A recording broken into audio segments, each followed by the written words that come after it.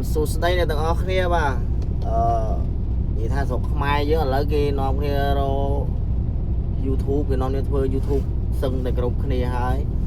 ឥឡូវខ្ញុំទៅតែឃើញគេធ្វើអញ្ចឹងក៏ខ្ញុំរៀនធ្វើដែរហ្នឹងណាតើវាអាចធ្វើកើតអត់អញ្ចឹងមានអាសាមើលព្រោះថាយើងរាល់ថ្ងៃយើងមាន Facebook TikTok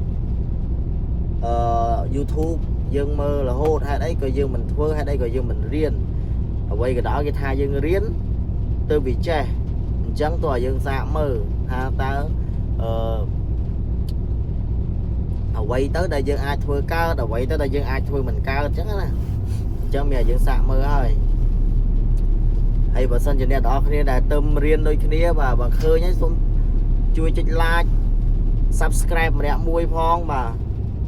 ដើម្បីឲ្យឆាប់ជោគជ័យទាំងអស់គ្នាកុំឲ្យថាអូយើងជាខ្មែរដូចគ្នាហេតុអីក៏យើងធ្វើមិនបានគ្រាន់តែវីដេអូប៉ុណ្ណឹងហេតុអីក៏យើងធ្វើមិនបានអញ្ចឹងយើងត្រូវតែរៀនទៅទាំងអស់គ្នាណាព្រោះថាអ្នកទាំងអស់គ្នាមិនសិតតែអ្នកអត់ចេះអក្សរណា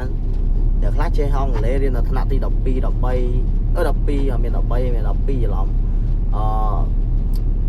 មិនដែលថាធ្វើមិនកើតត្រូវអត់យើងត្រូវតែហ៊ានពួកគេរកលុយក្នុង YouTube គេរកបានស្រួលទាំងងំឃើញគេរកបានតុងពាន់អញ្ចឹងយើងត្រូវខំប្រឹងទៅខ្ញុំមានប៉ុណ្្នឹង